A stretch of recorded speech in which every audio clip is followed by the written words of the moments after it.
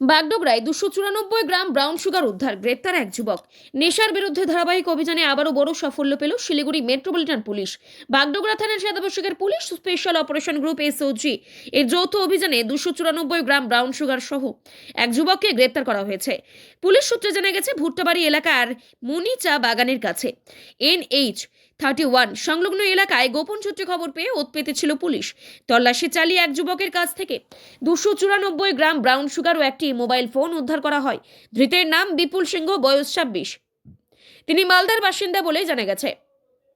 প্রাথমিক তদন্ত অনুমান, বাগডোগরায় মাদক পাচারের উদ্দেশ্যে সে এসেছিল। তবে তার আগেই পুলিশের জালে ধরা পড়ে যায় অভিযুক্ত।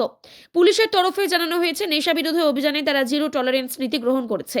ধৃতকে গ্রেপ্তার করে আদালতে তোলা হয়েছে এবং গোটা চক্রের সঙ্গে আরও কারা জড়িত তা খতিয়ে দেখা হচ্ছে।